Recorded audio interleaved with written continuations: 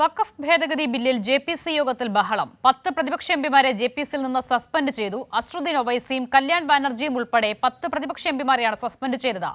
അപ്രഖ്യാപിത അടിയന്തരാവസ്ഥയാണ് യോഗത്തിൽ നടന്നതെന്ന് കല്യാൺ ബാനർജി പറഞ്ഞു. 2024 വഖഫ് ബില്ലിന്മേൽ പാർലമെന്റ് അനക്സിൽ ചേർന്ന സംയുക്ത പാർലമെന്ററി യോഗമാണ് സംഘർഷത്തിൽ കലാശിച്ചത്. കശ്മീരിൽ നിന്നുള്ള മിർവായിസ് ഉമർ ഫാറൂഖിനെ വഖഫ് ബില്ലിന്മേലുള്ള അഭിപ്രായ പ്രകടനത്തിന് ക്ഷണിക്കുന്നതിനു മുമ്പ് ബില്ലിന്മേൽ ചർച്ച ആരംഭിച്ചതിൽ പ്രതിപക്ഷം ബഹളമുണ്ടാക്കി.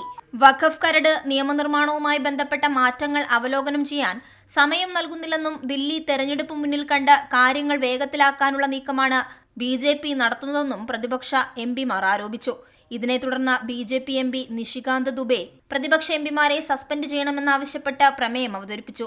തുടർന്ന് കല്യാൺ ബാനർജി, MD ജാവിദ്, A രാജ, അസദുദ്ദീൻ ഉവൈസി, നാസിർ ഹുസൈൻ തുടങ്ങി 10 എംപിമാരെ JPCയിൽ നിന്ന് ഒരു ദിവസത്തേക്ക് സസ്പെൻഡ് ചെയ്യുകയായിരുന്നു.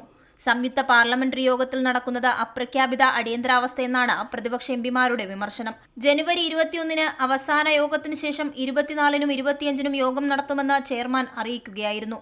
എന്നാൽ യോഗം 30-31 തീയതികളിലേക്ക് മാറ്റണമെന്ന് പ്രതിപക്ഷ എംപിമാർ ആവശ്യപ്പെട്ടിട്ടും അംഗീകരിക്കാൻ ചെയർമാൻ തയ്യാറായില്ലെന്നും സസ്പെൻഡ് ചെയ്യപ്പെട്ട പ്രതിപക്ഷ എംപിമാർ ചൂണ്ടിക്കാണിച്ചു. അതേസമയം പ്രതിപക്ഷം മനഃപൂർവ്വം പ്രശ്നങ്ങൾ ഉണ്ടാക്കുകയാണെന്നാണ് BJPയുടെ ആരോപണം. പാർലമെന്ററി ജനാധിപത്യത്തിനെതിരായാണ് പ്രതിപക്ഷത്തിന്റെ പ്രവർത്തികളെന്ന് BJP കുറ്റപ്പെടുത്തി. സംഘർഷത്തെ തുടർന്ന് യോഗം ജനുവരി 27 നടത്താൻ തീരുമാനിച്ചിട്ടുണ്ട്. വഖഫ് ബില്ലിന്റെ സംയുക്ത പാർലമെന്ററി കമ്മിറ്റി ബജറ്റ് സമ്മേളനത്തിൽ റിപ്പോർട്ട് സമർപ്പിക്കും.